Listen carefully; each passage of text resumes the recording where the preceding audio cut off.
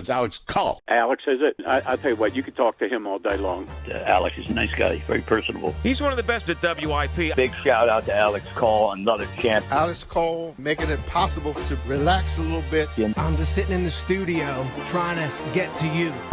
I love your producer, Alex. He's phenomenal. I believe in the space god.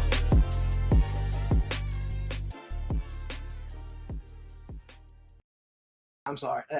That intro is getting pretty good. It's getting pretty good. That was going to be a temporary thing. Doesn't have to be. It's getting pretty catchy. Welcome to the Collumn, episode 7, guys. Extremely excited for this, this solo pod. There's so much stuff to talk about right now in the city of Philadelphia. But, hey, we can't waste any more time on these intros. This is when half the people leave anyway. But I know that you aren't leaving because the Collumn, episode 7, starts now. All right, guys. First, we're going to talk about the baseball team, as well as, listen, and never not heard, not posted anywhere on my socials yet, rumor involving the Phillies and somebody, pretty big name in the upcoming free agency that I'm going to drop on you guys. Outfield preview, some names that the Phillies could target at the deadline. After that, the top 11 that I do at 94 WIP where I work. We're going to touch on some soccer news, guys, bars to watch the World Cup. Bars that'll be up until 4 a.m. 3 news headlines of the week that we just got to break down for you. Let's talk about this baseball team, guys. Philadelphia Phillies. For all my Phillies lovers, Phillies listeners out there, I'd say instilling more confidence into the fan base, but at the same time, still polarizing. 37 and 31 is where they're sitting right now, guys. They're holding on to that second wild card spot, so they're in a playoff. They're in playoff position. I can't believe this. Go listen like 3 episodes ago what we were talking about after firing Rob Thompson and how ridiculous our heads were reacting to this baseball team. And then imagine telling that same brain that the Phillies at 37 and 31, all right, are a game and a half above the Padres. Padres, yeah, not scared of them. And then the Cardinals are ahead of us, guys. The Cardinals have like the 26th least amount of payroll in the MLB. It's a rebuilding year. Shout out to the GM over there. The Cardinals, man, it just seems like every 3 years they're sneaking back into the playoffs, even if they're rebuilding or not. Has taken them a long time to really rebuild that team. I think the 2022 Phillies kind of shut down the run that they had on the years prior to that. But they haven't really been, contenders, but sneaking in the playoffs. A lot of kudos over to St. Louis. They do call that baseball heaven. I don't know why. Maybe the arc. It does something to the brains, makes you fall in love with baseball. But hey, if you know, leave a comment. Let me know why St. Louis is baseball heaven. For the 8 games they had, I did this stat I think 2 days ago, I believe. So they didn't win. It was right after Duran's blown loss. The Phillies were in the last 8 games 6-2. And in those 8 games, they were 6-2, averaged 10 strikeouts a game, which is kind of crazy considering that they came out 2 games above, the 500 on that stand, but 5 strikeouts. And then you followed that with 8 and then 10 and then 7 and 15, 10, 15 again. Strikeouts are the one thing that, listen, guys, we versed the Padres, the White Sox, and then the Blue Jays. And these aren't great pitchers, guys. They really aren't. So 10 strikeouts, even during an 8-game skid where you go, an 8-game period where you go 6-2, still averaging 10 strikeouts. If you get a really good pitcher, you that 6-2 at 10 strikeouts is going to be probably about 16 strikeouts. That 6-2 probably drops to about 500.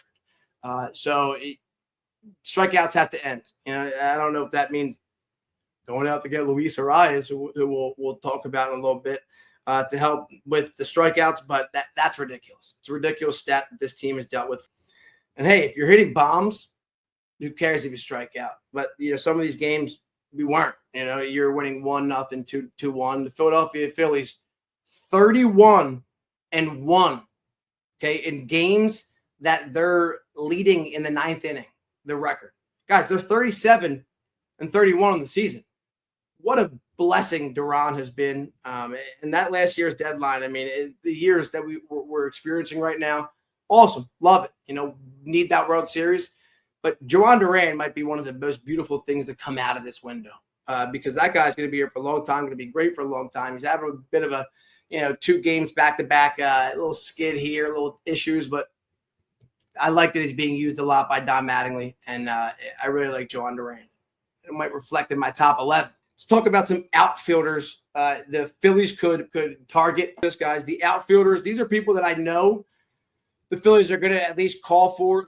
They're going to have some type of interest in. They're going to field, and make calls about what it would take to at least, bring in some of these names. All right, we're going to start off with the obvious here. Jeff Passan included him. Taylor Ward. Guys, Taylor Ward has been a prominent name in the MLB for 3 years simply because of how undercover good he's been at the plate, but on bad teams, and the fact that he's a right-hand bat that's always available. In a league right now with no right-hand bats, Taylor Ward has been brought to fame, the last 3 years because of his name and trade deadlines.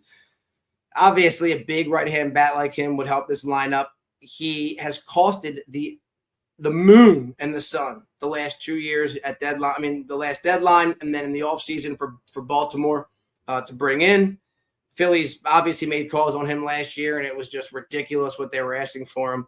And listen, Baltimore this year, Taylor Ward, the Baltimore version, not great, guys, not great. He's batting around 3 to 4 home runs this year, which last year I think he had like 15 or so at the deadline or plus.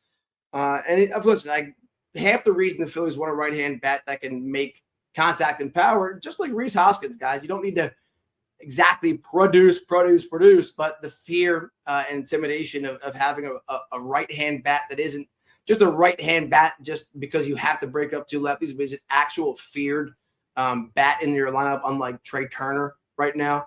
It really makes it hard for pitchers knowing that, you don't have to at least get one out with Trey. Hopefully Kyle or Bryce, roll into a double and that gets, you're going to have to see 3 big bats.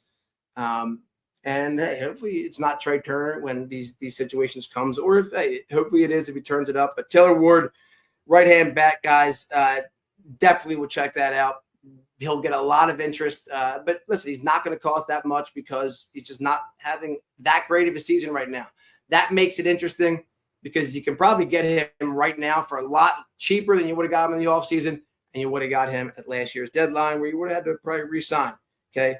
This is a left-handed bat. Got to talk about him for a second, though, because I'm definitely hearing there's still interest here.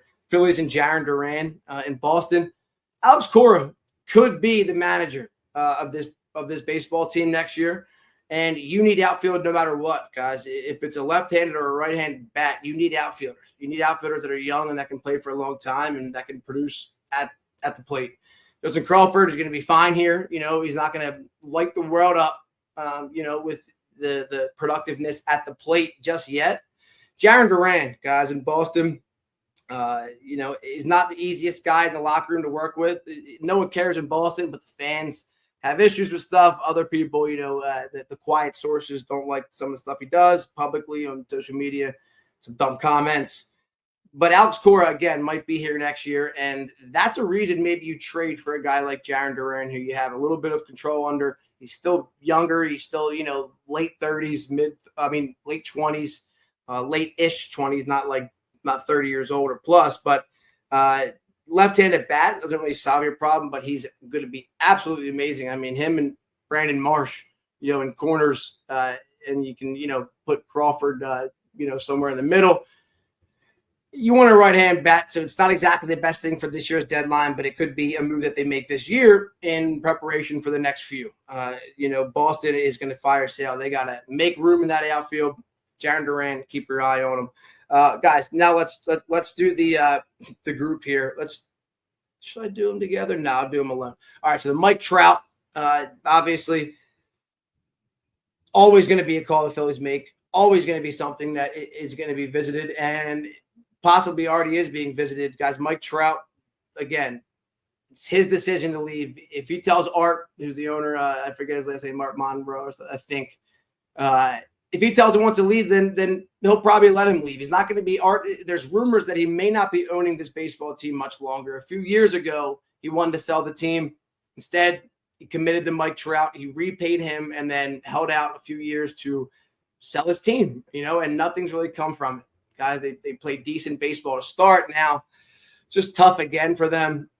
And Mike Trout and Joe Adell are rotting on that team. And guys, right-hand bats are literally gold diamonds in Major League Baseball, especially for contending teams like the Phillies this upcoming deadline. And listen, if Art and Mike Trout have a possible conversation about the future of the Angels coming up, and Art is, actually going to sell this team, even if he isn't, Mike Trout, few years left, guys. Don't look at the contract in all in totality, guys. It wouldn't cost as much as his current contract is. Maybe you could work out some other stuff, but again, you're getting an old guy, Mike Trout, but produces still and in a limited role with paired alongside guys like Bryce Harper, Kyle Schwarber, probably would be very, very lethal in the at bats that he does get when healthy. When healthy, of course. But the one thing I can say is Mike Trout. You get him, the Phillies are banking on, this is full on from what I've been told, they're banking on revival of Mike Trout and of his talents for the last 10 years when he gets to Philadelphia, because he's back in front of everybody, and he's back inside of the stadium that he went to growing up when he was a kid watching baseball games. And the fact that, you kind of get instilled momentum into your body, the adrenaline of the first time Mike Trout will probably be playing competitive baseball this late in the season for a very long time. You might get, a juiced up Mike Trout for 3-4 months who is working through injuries a lot better. He doesn't feel him as much. He's quicker to, take a little something to make his issues go away, which we don't say it's good or bad. But you'd probably get a motivated Mike Trout in this stadium for about 3 months. And, hey, maybe that is the game-changing bat you need. And surely in our lineup, it would be. Joe Adell, guys, obviously like him, probably going to be one of the most popular names. He's got 1 year left on his contract, I believe so. 1 year until he hits free agency. So he will be pretty popular when it comes to Joe Adell and the right-hand bats in Los Angeles. All right, guys, Scooble, just not about it. Not about it. Passan has Scooble as the number one target of every contending practical National League team right now. Every contending team has possibility to get Scooble. The Phillies have bought into pitching last 2 years. Over the top, they've spent, Luzardo, they've extended Sanchez. They didn't do it for Ranger, but they brought in Brad Keller, first time given a 2-year reliever since Matt Strahm. We all know they invested a lot in their pitching, and we all know they probably do need another arm. I just think that, even in great pitching series, even last year without Zach Wheeler, the team pitched pretty great in that Dodger series. Guys, it's always the hitting. What got them to the World Series in 2022? A hitting explosion, a hitting bonanza of home runs from Hoskins, from Harper, from Schwarber, timely hits from random guys who didn't need to produce but were. Sosa, of course, who will ever – not Sosa, what am I saying? Gene Segura. In the Cardinals, the little slap hit. Hey, you got to think about something. I want bats. I want runs.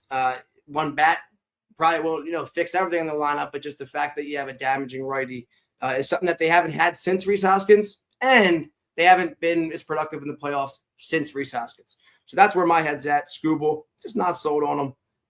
Shipping them eight prospects plus somebody on your team. It'd be nuts. All right, guys, we move forward here. Stephen Kwan's name is popping back up, guys. I'm not sweating really, it's just this glare. All right. So if you see me on the, if you're watching the video, I'm all right. Okay, I'm all right over here. Stephen Kwan having one of his worst seasons of his career. Probably get him buy low center fielder, left-hand bat, but we can make contact at the top of the order. Say you weren't going to be interested in a guy like Luis Arias, who, gosh, is he available? I've seen every single person in the world, say that Luis Arias is going to be available. The strikeout problem we talked about earlier, he could solve that in a second, guys. He's having a great year, a revived year for him, hitting the crap out of the ball, playing an insane Gold Glove second base, which people thought he was cooked in the field. He was the first baseman. They shipped him all over. He stunk. We thought he'd have to be a DH if we brought him in here. He turned into a great second baseman this season. But Luis Arias, I'm not sure how deep they ever talk about him. It's probably just an option. Never really seems to cost insane amounts of money, but he's such a plug-and-play guy that I think you got to go a little bit stronger this year with the offseason coming. And if you think that you can contend and the Dodgers are the only team to beat, not scared of the Brewers, then you got to buy. We move forward, guys. Byron Buxton is that hit his 20th home run last night. This guy is a stud, a star. Philly is always going to be reaching out for Byron Buxton like we did last year. We got Joan Duran.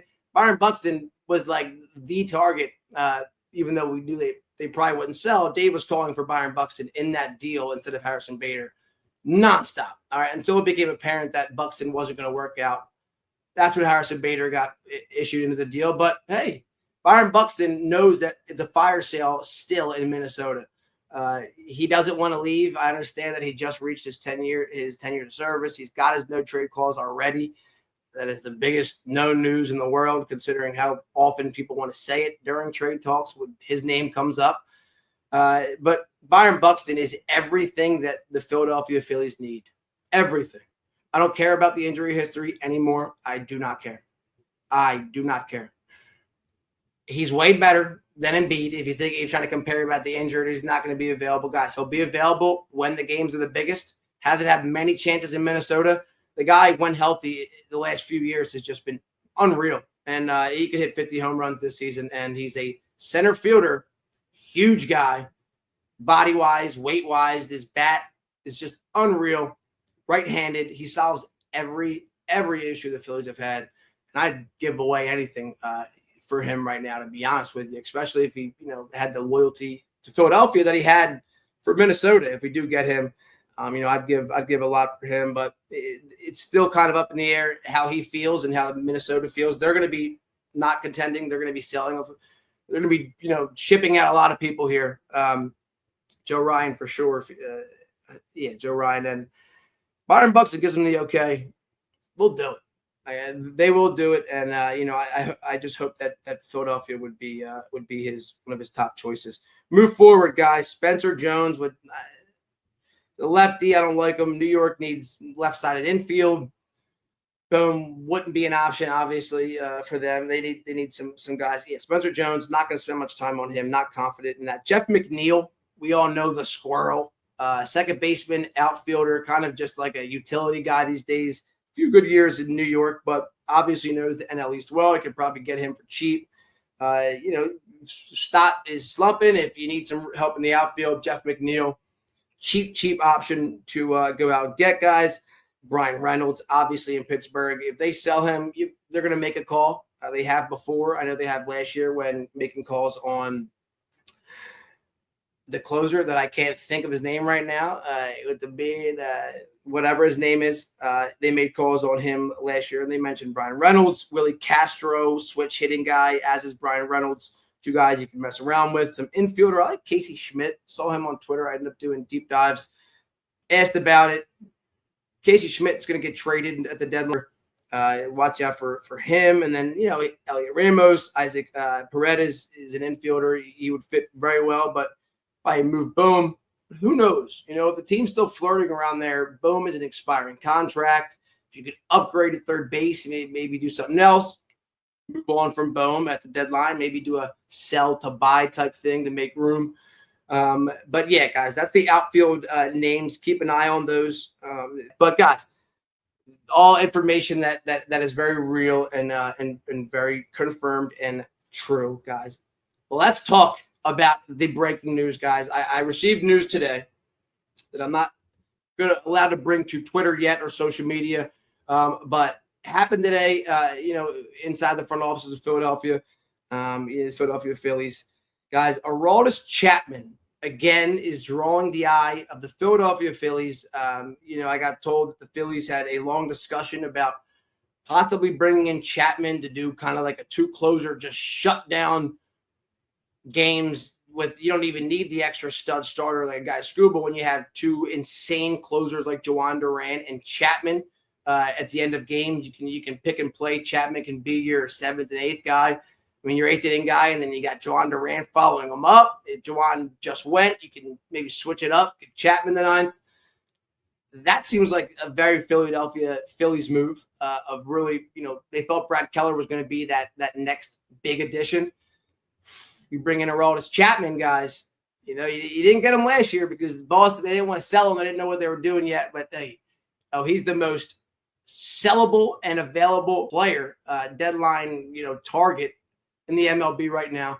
The Phillies had conversations about bringing in Aroldis Chapman to do just a super high-end, dominant 1-2 closer punch.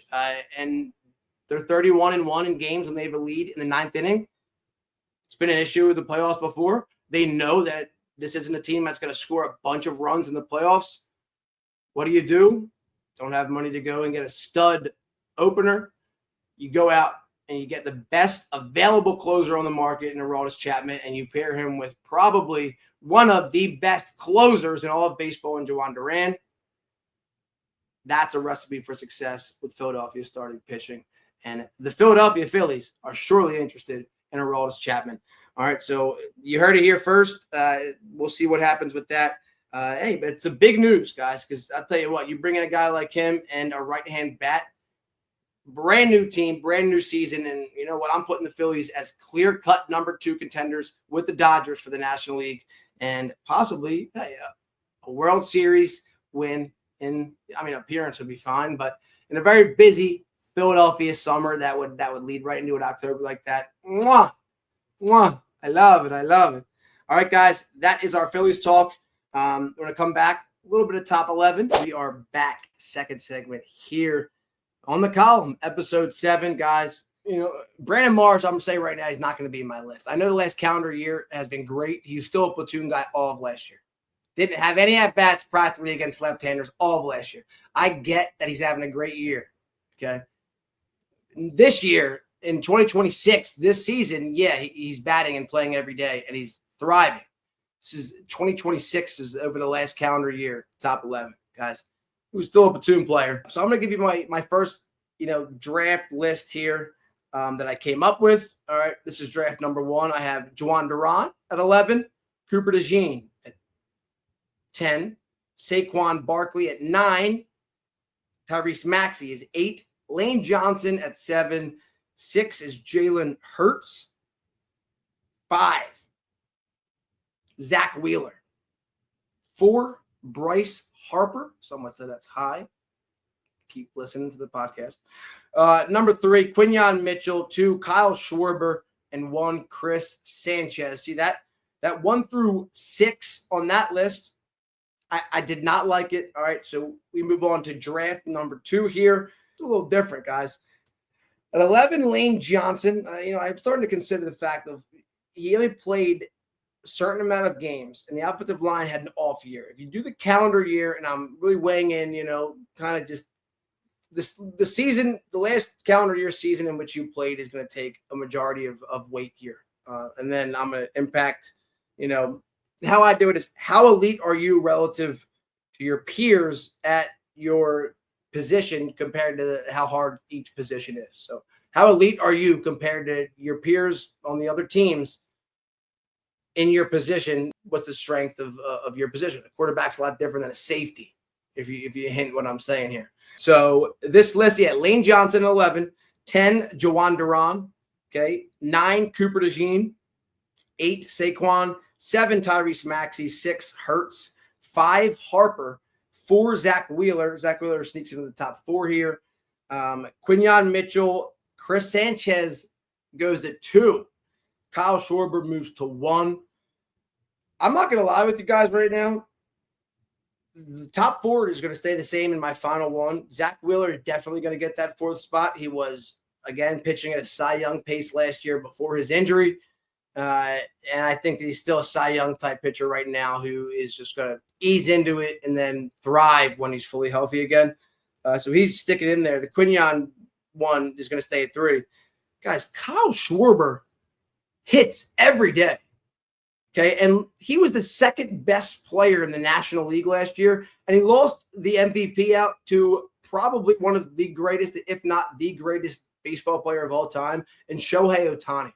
The same thing with Bobby Witt.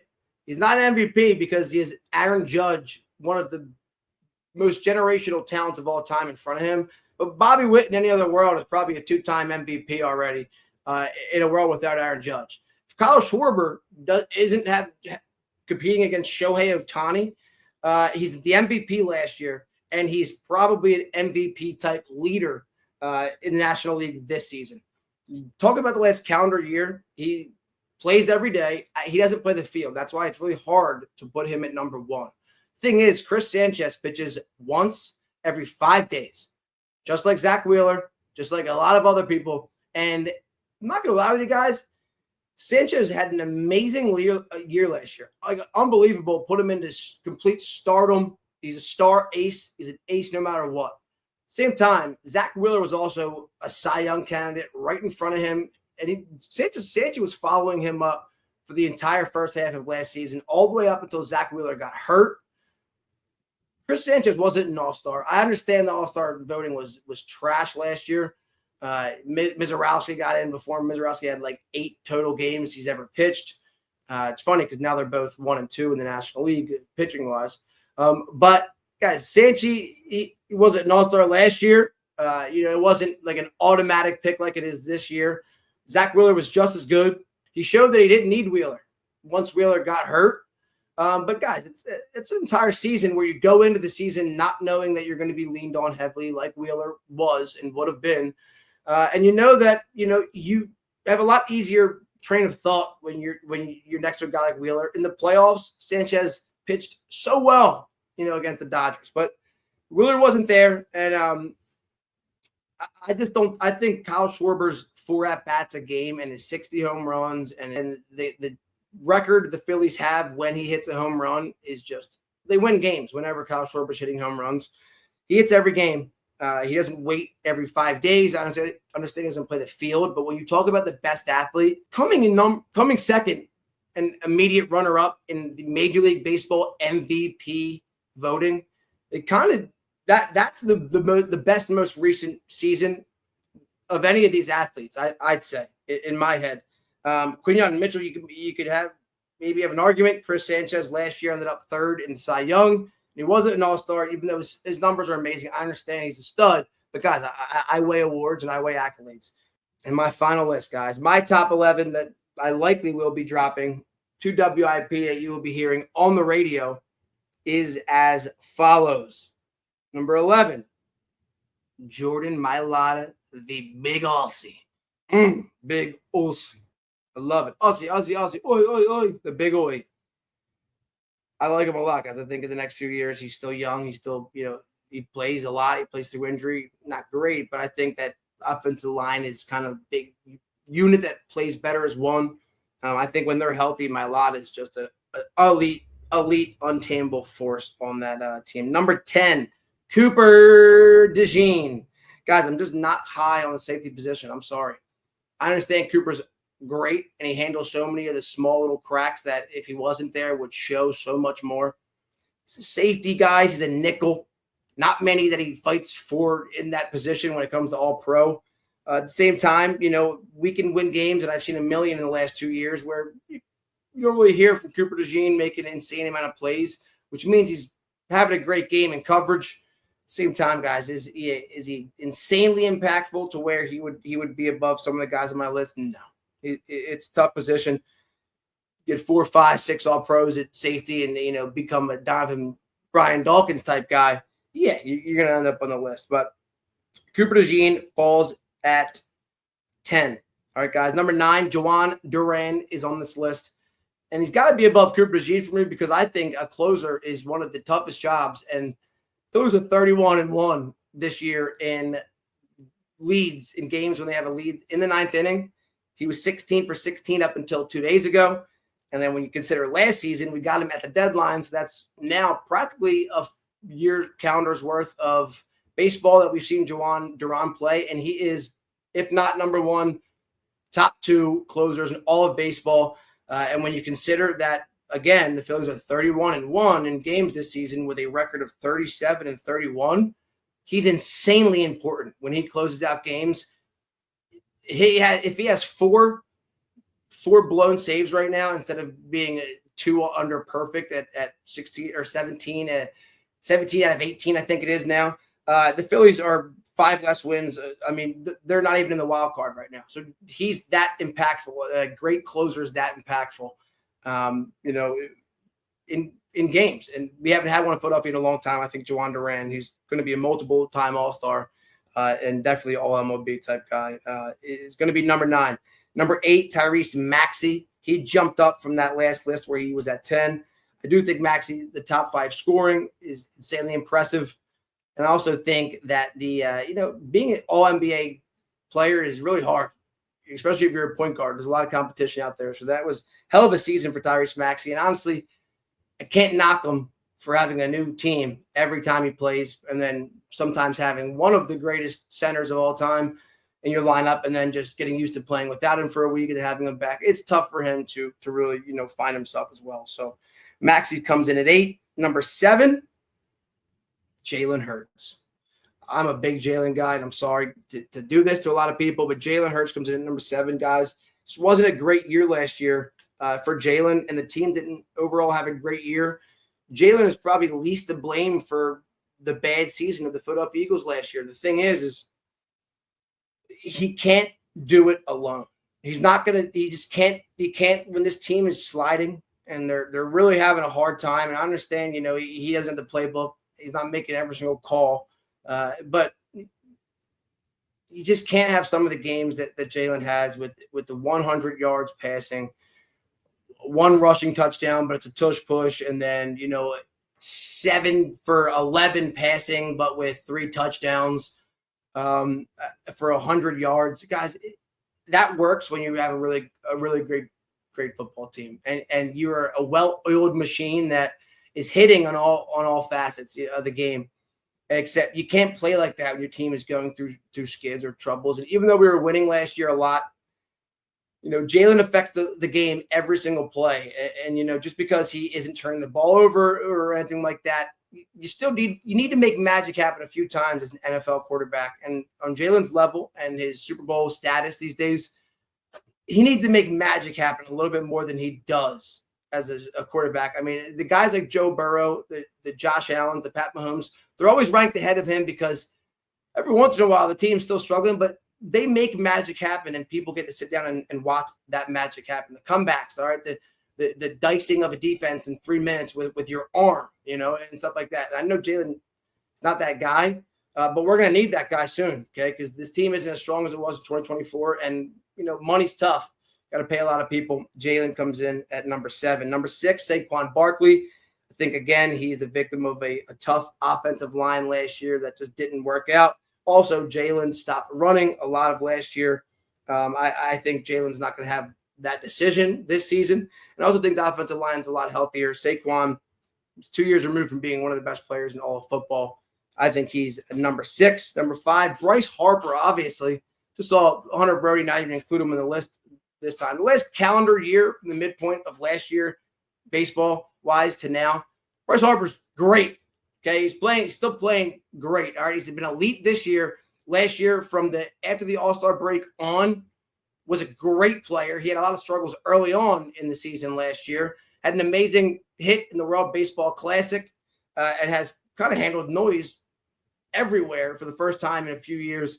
And I think he did a great job. I still think if Bryce Harper's not in this lineup, okay, for a week, this baseball team's not winning games. I don't care if he strikes out 4 times in a game, but he's Bryce Harper. He's the star status. He's the one who fills your seats. And any hit from Bryce Harper usually equates to a lot more production than a lot of other people in the lineup. Plus, he's playing great baseball. His numbers are great. He's going to be an all-star.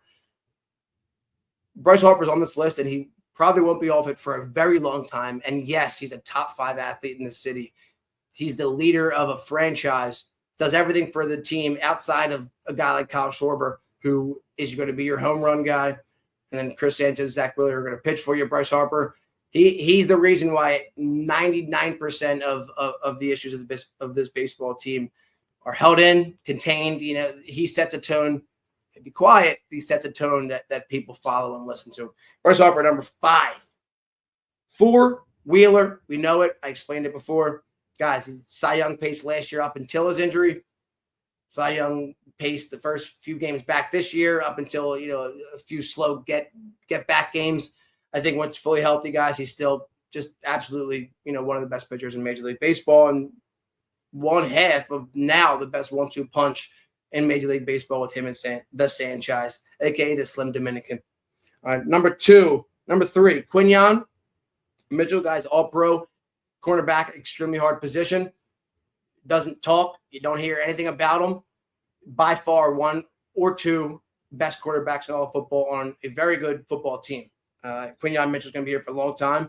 He's going to be setting records here for a very long time. He's just unreal. Doesn't get talked about enough. First team All-Pro. Number 2, Chris Sanchez. Guys, Chris Sanchez, he's going to be number 2 on mine. Number 1 is going to be Kyle Schwarber. I just think over the longevity of an entire baseball season in Philadelphia, who impacts the Phillies the most throughout the entirety of the season, by far Kyle Schwarber. Who's better at their position? Chris Sanchez.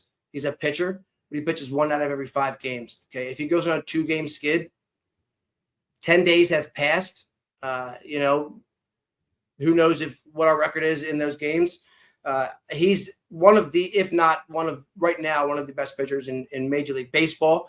He's probably going to be number 1 on this list next year. He probably should be number 1 this year. The thing is when I just think of the last calendar year, Kyle Schwarber is literally the best player in the National League in all of baseball.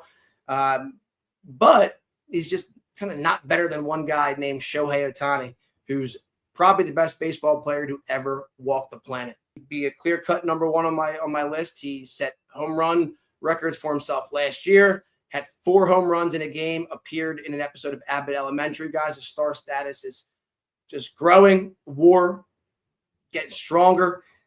Kyle Schwarber is going to be my number 1 on my top 11, guys. That's it. That's my top 11. It's a little bit of a longer one right there segment, but listen, we had a lot to talk about. Guys, comment below, please. On YouTube, comment, please. If it's Spotify, you can, comment and do whatever you need. But let me know your top 11 because I need to compare mine with yours.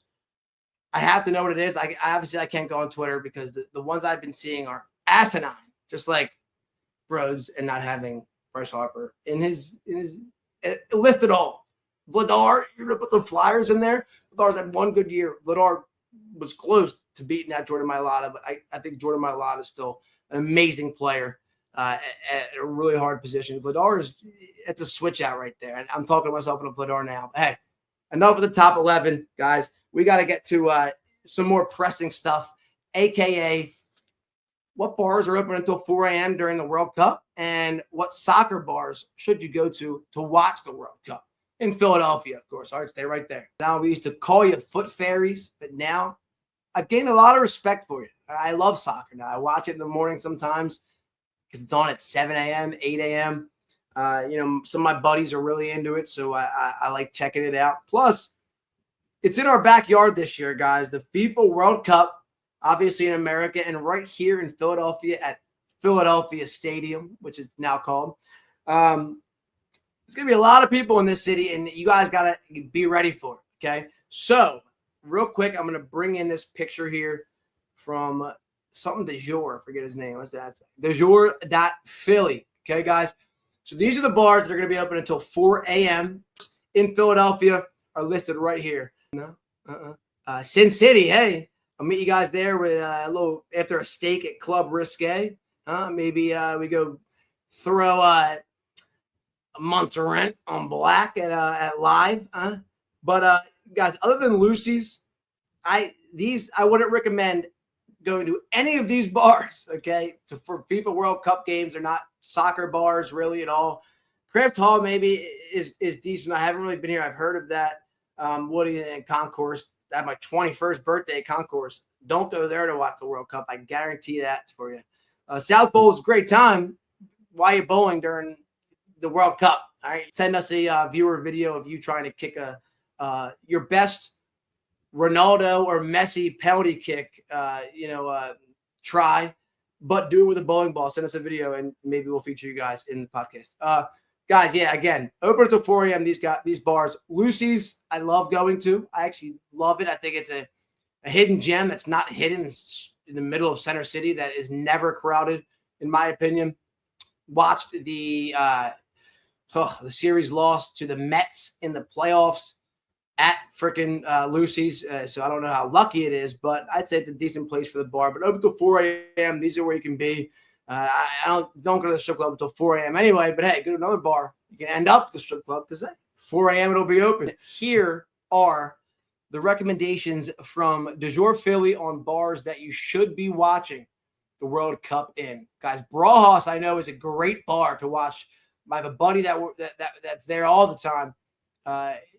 Great place to watch it. Black Taxi, unreal soccer bar. That's the number one Delco bar for kids my age right now. I don't care much for Black Taxi. People love it.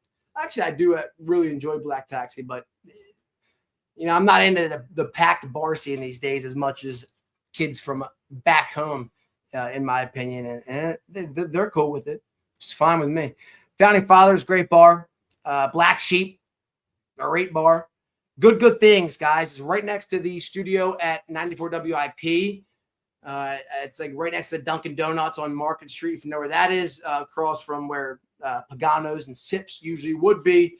It's tucked in that back little thing. That's actually a pretty great bar too. My buddy's ex is actually a bartender there, so you won't find me there, but you can maybe find yourself there because they recommend it.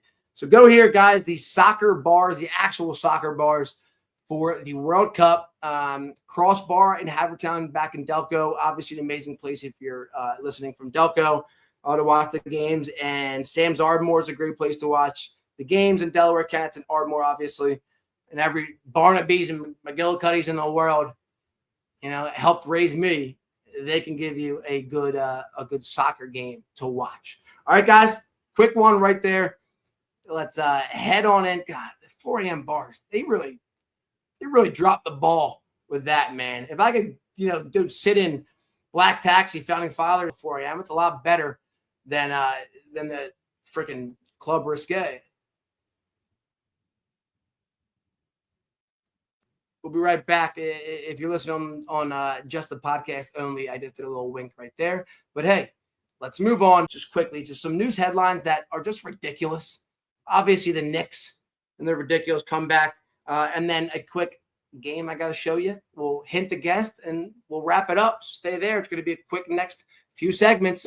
Headlines of the week. I love my news. I love my current events, social studies and history. Best classes. So I like, talking about what could be history in a couple of years.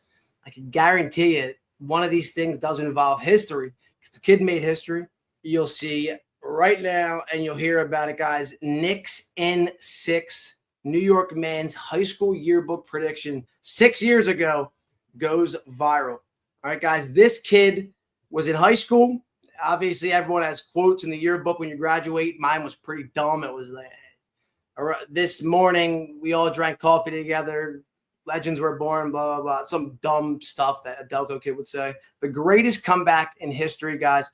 This kid, in his yearbook quote, he predicted Knicks in 6, 2026 NBA Finals. His last name is Pfeiffer.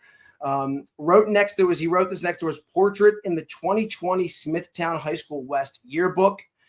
The prediction has gone viral, in social media, over 130,000 views. Viral. I get more than that on some of this stuff. I wish it was on the column, but yeah, that's crazy, guys. His name is Evan Pfeiffer. He called it 6 years ago. His classmates, obviously, what's that say? His classmates dutifully listed their academic awards, quotes, nonsense, and dumb Delco guy quotes like me. This kid, Evan Pfeiffer, was over here predicting Knicks in 6 in 2026. They might even do it in 5. I'm just kidding. Actually, what is it? It's 3-1. Technically, it's 4-5. They might do it in 5. But maybe I think they should lose in San Antonio, get back to New York. I'm not even a Knicks fan. That would be pretty cool to put on, not even a Knicks jersey, maybe just some blue and orange to go experience what that would be like in New York. Next article, guys. Shout out to Evan. It's a cool thing to bring up, when you're washed. And chopped unk, like myself, huh? Chopped unk. That's the stage I like being in right now. I got a lot of nieces and nephews. I'm not old. I'm not a geezer. I'm not an old head. I'm a chopped unk, mid to late 20s. I like that, guys. We move forward on to a pigeon story, guys. We're all from Philadelphia. I love birds. All right, I got a bird book over here. Gosh, I wish I didn't say that. I love the animals that are of the bird family. But guys, pigeons. All right, they apparently, they may be getting that gut feeling. Yeah, they're navigating with their liver. A study suggests. First of all, if you didn't know, little known fact, that pigeon right there on the screen. If you ever like walking through Philly and you're like, damn, that pigeon is like very beautiful.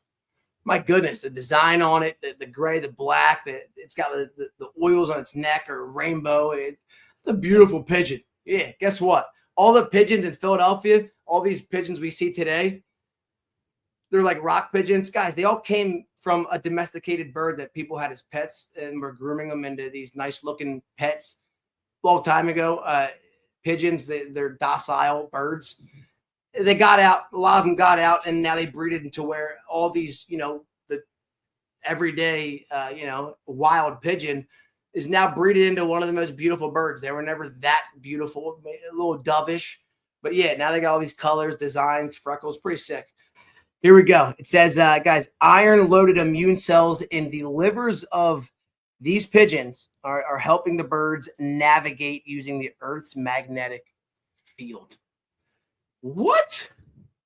It's that stuff. It's stuff like this about the fact that a pigeon uses the Earth's magnetic field, okay, to navigate because of, what's that say? Their iron-loaded immune cells are helping the birds navigate. To me, guys, that is why it's ridiculous of a world we live in. This has to be a simulation, because the bird that we're next to all day, that we're telling us shoo when we're walking through the city, stuff like this happens. Somehow, in their eyes, they see a magnetic field around here. They're feeling it. Macrophages in pigeon liver tissue are full of magnetic forms of iron called ferritin. When the team depleted these cells in a group of homing pigeons and released them in overcast conditions, the birds got lost along a route they nailed in the sunshine. The sun is iron loading their immune cells in their livers so they can navigate with the sun. But if it's rainy and foggy out, they release them in overcast conditions, and the birds got lost along a route they nailed in the sunshine. All right, well, moving on. Being a little funny, possibly, but I could tell you this as I pull it up. When you see that World Cup, obviously in the news, USA team, I want them to at least be in the news for winning. Not this. Guys, altered plans. U.S. midfielder gets 1 day leave from World Cup training for his own wedding, guys. When I saw this, first of all, the number one thing on my mind is, dude, you have a career and you play soccer. I don't care. Oh, look at that. God, she's from St. Joe's in Delco. Oh, man, in Philly. God, now I'm coming at him. All right, doesn't matter. All right, listen. The Aronsons of probably our area, listen, you can't miss a World Cup practice, okay? When you knew it was coming for 4 years, you knew that the U.S. was probably going to qualify.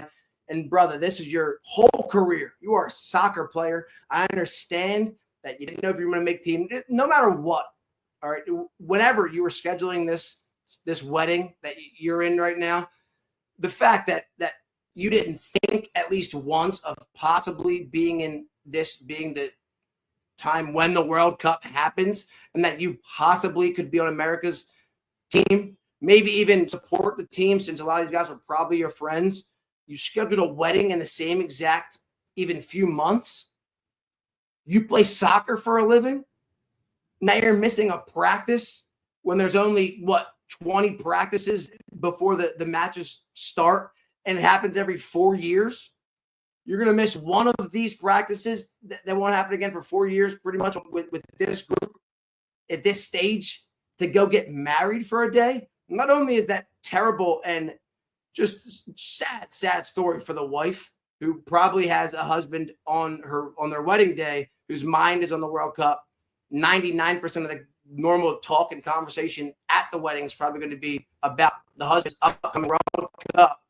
And just the fact that you can't go on a honeymoon. This guy's going to leave and be out of the house for the next month, hopefully, or I don't know how long they go, but number one worst thing I've seen a man do in a long time is agree to this on this date for a wedding.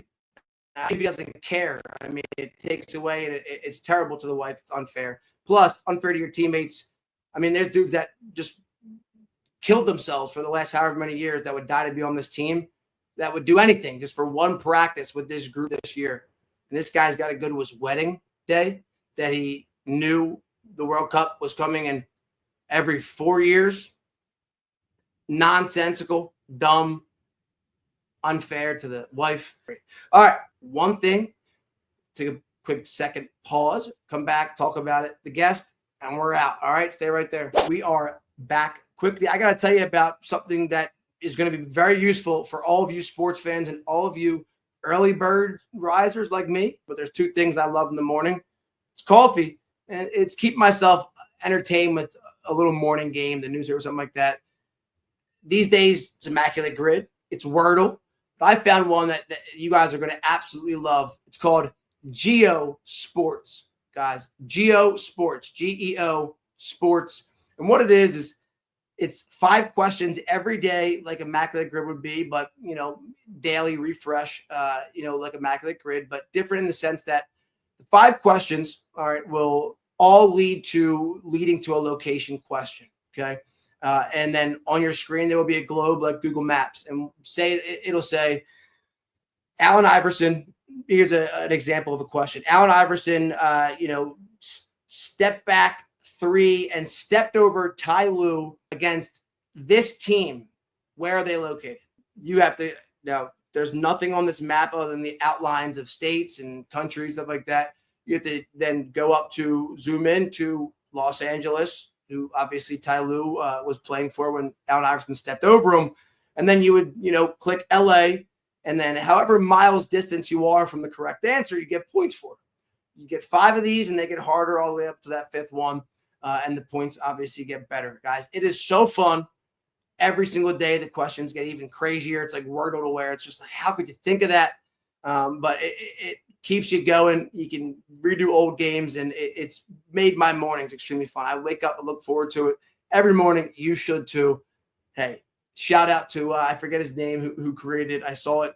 It's only about 2 months old, 3 months old. I saw him post his first one ever. Now I followed him. He gave me a follow back, so shout out.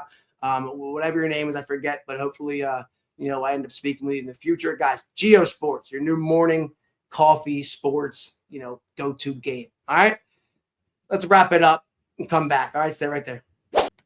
Closing time. All right, guys, what a long episode. I think we're pushing, close to an hour here, Quick, we've had back-to-back solo episodes. Usually, I like guests, but again, as we had a guest cancel a little bit ago. It's been hard to get, him back. It's tough, bigger names. So again, contacting often is tough, but also just kind of getting the schedule with where he lives is also tough. So our next guest will be an hopeful MLB player soon. Current minor leaguer is really tearing it up. I know him well, played baseball with him, and really excited to have him on here. He's going to be able to give us a perspective of the minor leagues and succeeding at the minor leagues, but he's still very, very, very young. I was a freshman when I was a senior, and it's going to be really cool, guys. San Francisco Giants, when he was up with the team for spring training. That's going to be our next guest, and then we're going to, try welcoming in, maybe an artist, musical artist, or maybe a, someone in the female section of sports media so that we can, break out to more viewers and more people that love the column and everything that we do. So that's a hint at our next guest. You can try to look up the name yourself. But overall, guys, we touched on a lot of stuff this episode with the Phillies preview, the deadline, Chapman interest, top 11. We went through, spent a lot of time on that, got to pretty much a final draft. Soccer bars, which ones you should go to, who's open until 4 a.m. We talked about GEO-SPORTS. We did a quick headline, current news, go walk through. Really going to like this. I like, having these things for you on the videos so that you guys can interact with the pictures and what I'm talking about as well. So again, guys, please follow and send this out.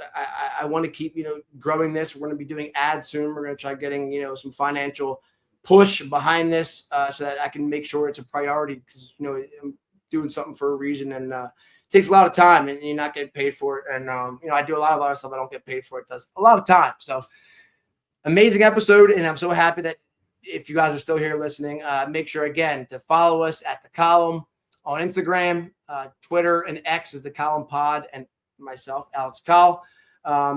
Say, guys, send me a message, proof that you left a comment or review on either YouTube or Spotify, and that you followed us, and I'll give you a shout out. All right, on the episode, and it's pretty fun, guy. You want? I'll do a whole thing for you. All right, so talk to you guys soon. Senza la miri. Be great, and hey, it's the Collumn.